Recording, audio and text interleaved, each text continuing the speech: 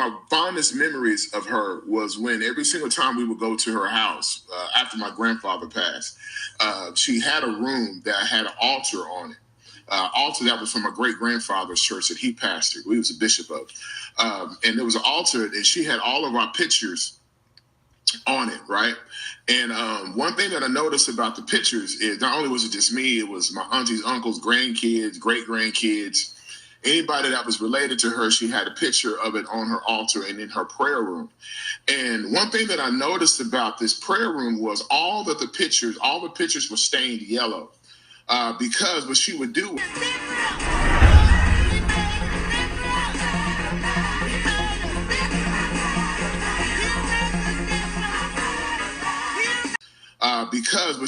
was she would anoint each picture with oil over and over and over and over and over and over and over for years. And so that room had the oil smell in it, but also it just, when you walked in it, you knew you were walking into some divine like thing. When you were growing up in your 20s and 30s, you really didn't pay attention to it. But now, like, when you remember it, you're like, wow, that's what I was walking into. I was walking into like the King of Kings and the Lord of Lords, like presence, because that's how much he invoked his presence. So I've just been thinking about that. I just really feeling like inspired, because the question I keep asking myself is, I wonder if she actually knew the impact that she would be making on my life. I wonder if she knew when she first started as a little girl or...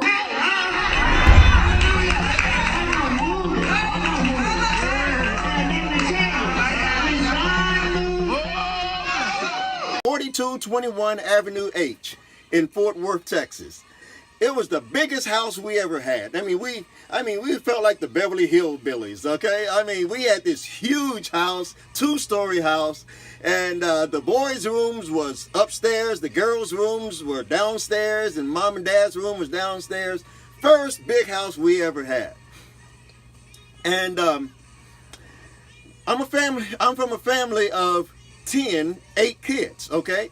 And one day, well, it wasn't just one day, often, my mother would, she would summons us, okay?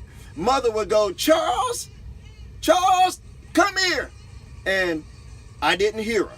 And so the other 6 or 7 children that were at the house at the time, they would go looking for me, okay? They would go, Charles, Mama calling you. They checking the backyard. I wasn't in the backyard. Come to find out, I'm out there on the street playing football with the other boys.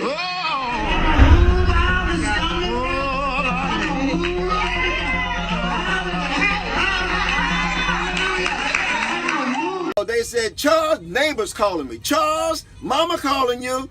And so we had, we had to stop playing football.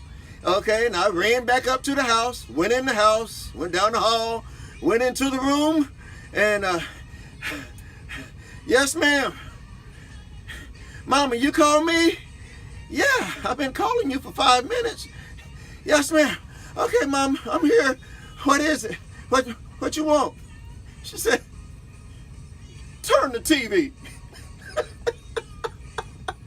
Mama, you've been calling me for 5 minutes?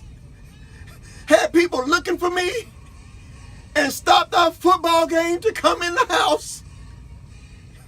Come in the house sweating, thinking something's wrong, for me to turn the TV channel. Okay. That's my mama. Okay. That's my mama. I'll never forget that. And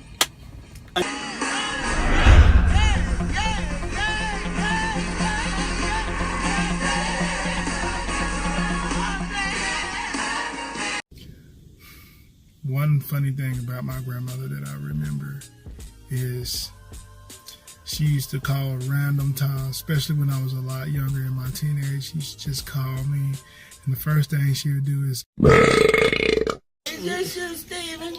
"Yes, ma'am, Grandma. This is Stephen. Do you know it's like 3 a.m. in the morning?"